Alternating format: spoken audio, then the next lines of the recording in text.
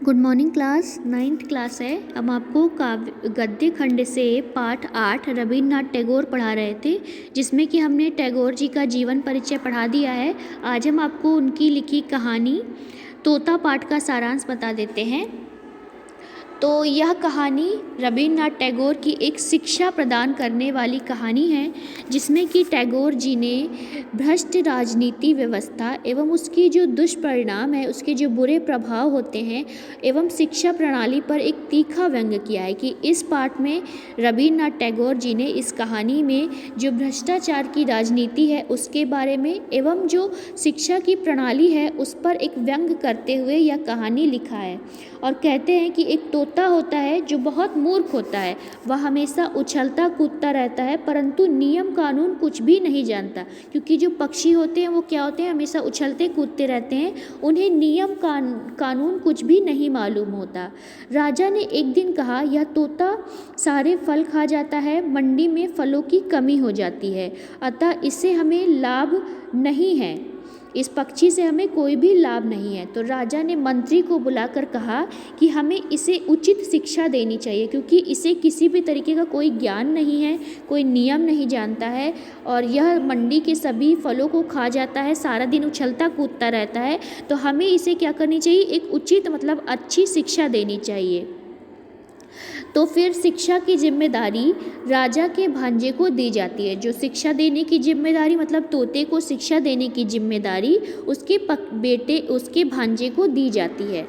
राज्य के विद्वानों ने कहा कि घास फूस के घर में शिक्षा नहीं दी जा सकती। तो फिर सब उस समय के जो विद्वान होते हैं, राजा ने सभी को बुलाया और कहा कि इसे शिक्षा देनी है तोते को।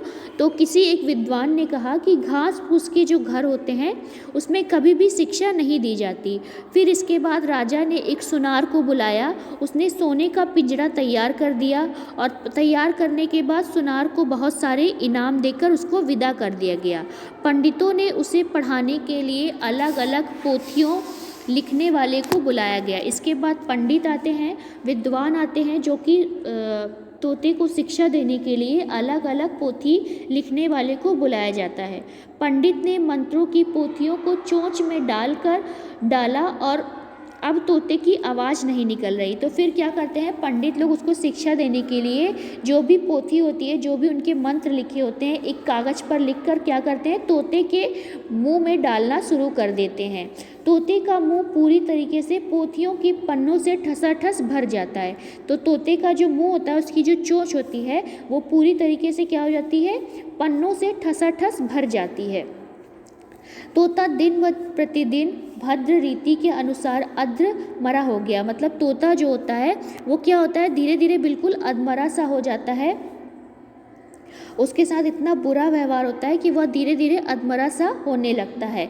देख रेख करने वाले भी सकारात्मकता से देख रहे हैं, जो वहाँ पर देख रेख करते हैं वो भी मतलब अच्छा देख रहे हैं कि तोता क्या हो रहा है, कि तोते की देख रेख बिल्कुल अच्छी तरीके से हो रही है, तो उन्हें सकारात्मकता से देखते हैं। तोते की आदत छूट पा रही है, तोते की तो एक आदत नहीं छूट पा रही। सुबह होते ही वह पिंजड़े के बाहर देखने लगता। तोते की आदत थी कि वह जैसे ही सुबह होती थी वह उठता था और बाहर की ओर देखने लगता। एक दिन तोता अपनी रोगी चोंच से पिंजड़े की सलाखों को काटने लगा। तोता क्या करता है, एक दिन अपनी वो उड़ना चाहता है, वो उसके साथ इतना बुरा व्यवहार होता है तो वो चाहता है कि वो किसी तरीके से इस पिंजड़े से निकल जाए। तो वो क्या करता है, अपनी रोगी चोंच से पिंजरे के बाहर निकलने की कोशिश करता है। तभी कोतवाल की नज़र होकर देख लेती है, मतलब तो कोतवाल जो होता है वो देख लेता है। फिर वो लोहार को बुलाकर पंख कटवा देता है। फिर एक लोहार को बुलाया जाता है और तोते के जो पर होते हैं वो भी काट दिए जाते हैं और इसके बाद लोहार को बहुत सारा इनाम मिल जाता है। पंडित ने मंत्र उच्चारण किए, पंडितों ने बहुत सारे मंत्र उच्चारण किए और फिर क्या हो गया कि तोता मर गया, किसी को पता तक नहीं चला। एक दिन क्या होता है कि उसके साथ इतना बुरा व्यवहार होता है कि वो बिल्कुल मर जाता है। कुछ निंदकों ने अफवाह फैलाई कि तोता मर गया। राजा को जब इस बात का पता चला तो उसने भांजे को बुलाया। भांजे ने कहा कि तोता की शिक्षा जो थी वो पूरी तरीके से पूरी हो गई है। जब राजा को इस बात का पता चलता है कि तोता मर गया है तो वो अपने भांजे को बुलाता है और पूछता है, तो उसका भांजा बोलता है कि तोता मरा नहीं है, उसकी जो शिक्षा है वो पूरी हो गई है। राजा ने पूछा, क्या अब भी वह उछलता है? भांजे ने कहा, अजी राम कहिए, अब वह उड़ता तो बिल्कुल नहीं, कतई नहीं। जब राजा पूछता है कि क्या अब भी वह उछल कूद करता है तो उसका भांजा बोलता है, नहीं, कुछ भी नहीं करता, उड़ता तो बिल्कुल भी नहीं है। और अब भी गाता है? तो राजा बोलता है कि भांजा बोलता है, गाता तो बिल्कुल भी नहीं है। दाना ना मिलने पर अब भी चिल्लाता है? राजा पूछता है, दाना ना मिलने पर क्या तोता अब भी चिल्लाता है? तो उसका भांजा बोलता है, नहीं, चिल्लाता तो बिल्कुल भी नहीं है। राजा ने कहा, तोते को मेरे पास लाया जाए।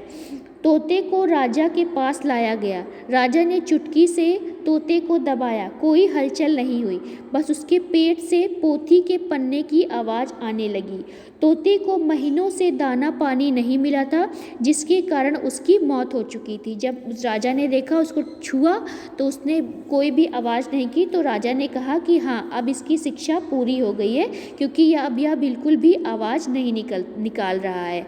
बस तोते के पेट से उसको जो ज़बरदस्ती उसके पेट में पोथी के पन्ने डाले गए थे, बस उसकी ही आवाज़ सुनाई दे रही थी और तोता मर चुका था। तो यहाँ पर इस कहानी का समाप्त हो जाती है। ये इस पाठ का सारांश है, जिसे कि आप डिटेल में अपने से पढ़ लीजिएगा। हमने सारांश बता दिया है। इसके बाद ये वाले प्रश्न उत्तर हैं। ये वाला जो चैप्टर है आपका इम्पॉर्टेंट चैप्टर है, आप इसको अच्छे से तैयार कर लीजिएगा।